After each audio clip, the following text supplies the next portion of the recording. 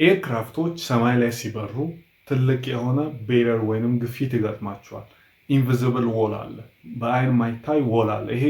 ይሄኛው በአይን ማይታይ ዎል ጀስት ንፋስ ነው።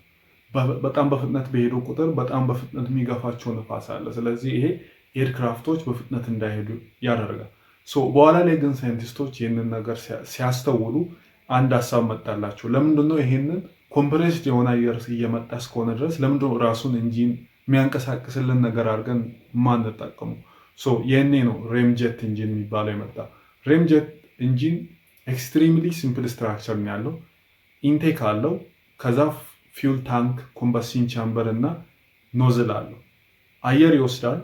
ያንን የወሰደው አየር ወይንም ደግሞ በጣም በፍጥነት እየሄደ ሲሆን ከፊት ለፊት በኩል ደግሞ በጣም ኮምፕረስድ የሆነ አየር ይመጣል። አየሩ ውስጥ ባውንስ ዳውን እያደረገ ኮምፕረስድ እየሆነ ይመጣል። ኮምፕረስድ የሆነው አየር ሲገባ ከፊውል ታንኩ ፊውል ይወጣል። ይሄኛው ኮምፕሬስድ የሆነ አየር ይገባና ኮምበስሽን ቻምበር ላይ ፕሮቴክትድ በሆነ መንገድ ጋዝ ይጨመርበታል። ይሄኛው ጋዝ አቶማይዝድ የሆነ ፊውል ይጨመርበታል። ይሄኛው ፊውል ኢግናይት ይደረጋል። ስለዚህ መንደድ ይጀምራል።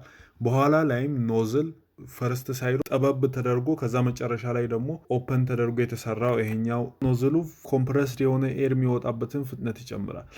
ይሄኛው ራም ጀት ኢንጂን በጣም ፖዚቲቭ ሳይዱ ፍጥነቱን በጨመረ ቁጥር ኤርክራፍቱ ፍጥነቱን በጨመረ ቁጥር ልክ እንደዛው የኢንጂኑ ትረስት ይጨምራል። ቴዎሬቲካሊ እንደዚህ አይነት ኢንጂን ወይም ራም ጀት ኢንጂን ከድምፅ በ6 ፍጥነት ያህል መሄድ ይችላል።